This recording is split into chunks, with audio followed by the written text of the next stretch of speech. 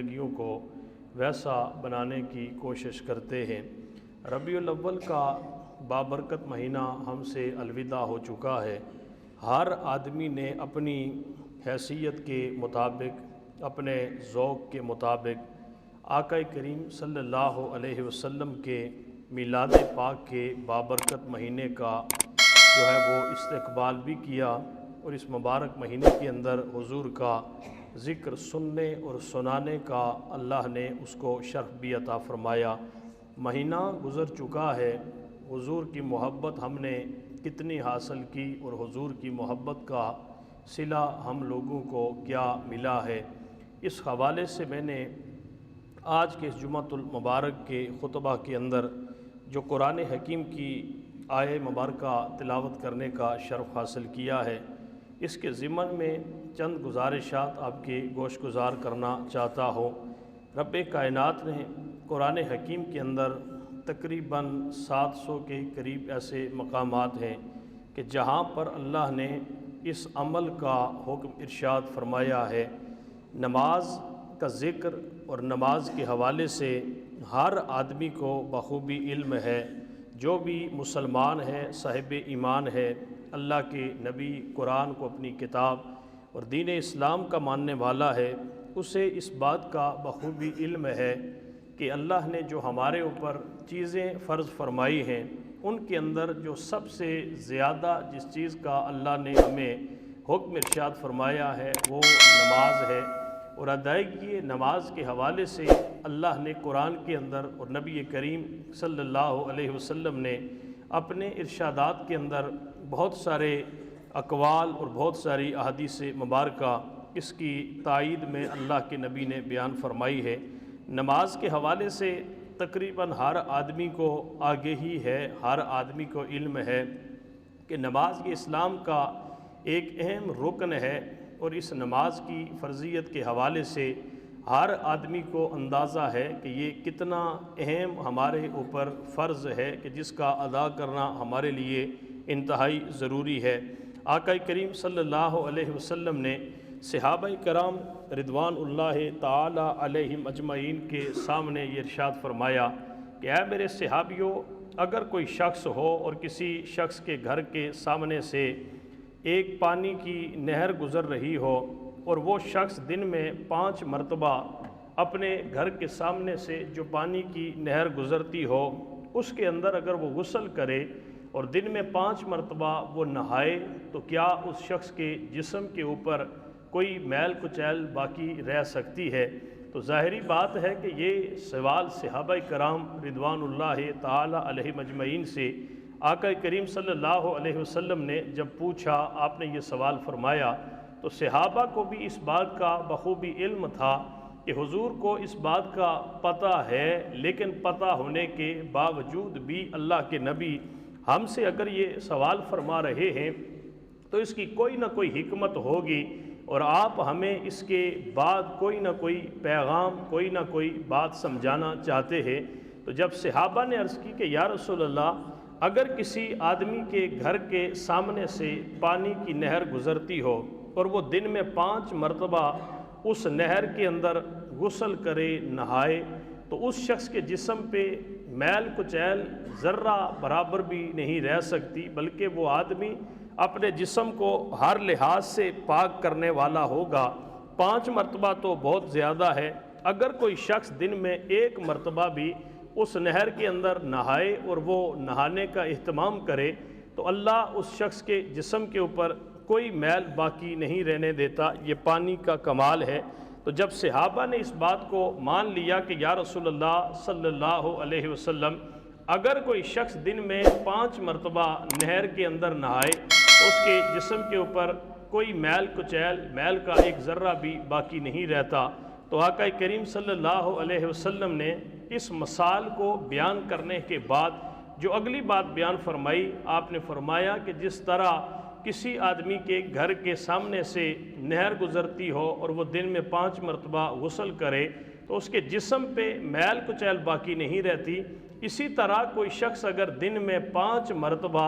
اللہ کی بارگاہ کے اندر حاضر ہوتا ہے اور نماز ادا کرتا ہے تو رب کائنات اس نماز کی برکت کی وجہ سے اس آدمی کے سارے گناہ معاف فرما دیتا ہے۔ یہاں پہ ہم نماز کی فرضیت کے حوالے سے بھی ہمیں احساس ہو رہا ہے، اور دوسرا اس بات کا ہمیں شدت سے احساس ہو رہا ہے کہ آقا کریم صلی اللہ علیہ وسلم نے یہ مثال عطا فرما کے ہمیں یہ درس عطا فرمایا ہے کہ ہر انسان عبادت کرتا ہے، ریاضت کرتا ہے،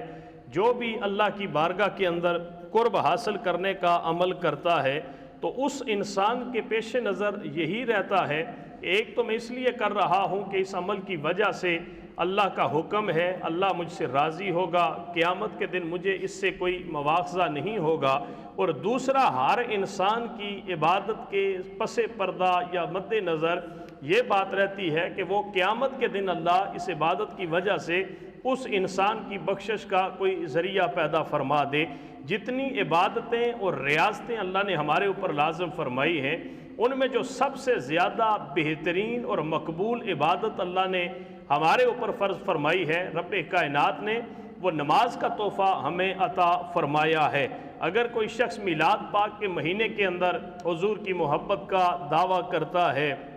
حضور کی آمد کی خوشی کا اہتمام کرتا ہے، اور آقا کریم صلی اللہ علیہ وسلم سے اپنی جو ہے وہ وارفتگی اور عقیدت کا اظہار کرتا ہے، تو پھر اس انسان کو یہ چاہیے کہ رب کائنات نے جو ہمارے اوپر فرض احکام فرمائے ہیں، ان کے اوپر بھی وہ شخص عمل پیرا ہو جائے، تاکہ اللہ کے نبی کی اتباع کی برکت کی وجہ سے اللہ ہم پہ راضی ہو کے قیامت کے دن ہماری نجات کا کوئی ذریعہ پیدا فرما دے۔ اسی سے ملتی جلتی حدیث مبارکہ حضرت سیدنا ابو ذر غفاری رضی اللہ تعالیٰ عنہ اس حدیث کو بیان فرماتے ہیں۔ حضرت ابو ذر غفاری رضی اللہ تعالیٰ عنہ ارشاد فرماتے ہیں کہ میں ایک دفعہ حضور سید دو عالم سرور کائنات صلی اللہ علیہ وسلم کی معیت کے اندر، بلکہ آپ کی سواری کے اوپر سوار ہو کے ہم ایک جگہ سے گزر رہے تھے، تو وہاں خزاں کا موسم تھا، پتے جو ہے وہ درختوں کے زرد ہو چکے تھے، پتے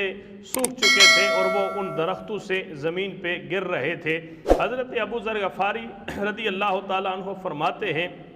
کہ جب اس مقام کے اوپر ہم پہنچے تو آقا کریم صلی اللہ علیہ وسلم اپنی سواری سے نیچے اترے، اور آپ سواری سے نیچے اتر کے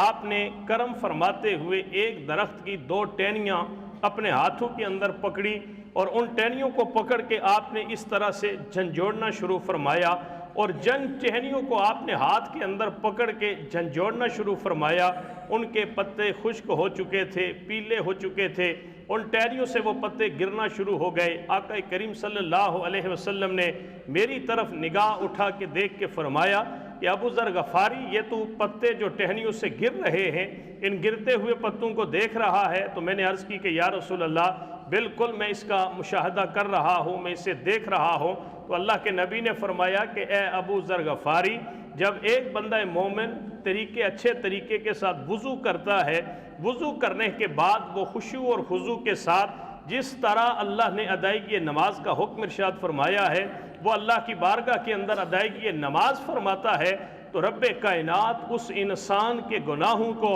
اس طرح پاک فرما دیتا ہے، اس طرح جھاڑ دیتا ہے، جس طرح ان درختوں کی ٹہنیوں سے پتے گر رہے ہیں، اللہ نماز کی برکت کی وجہ سے بندے کے سارے گناہ معاف فرما دیتا ہے۔ اب ہم جو نماز پڑھتے ہیں،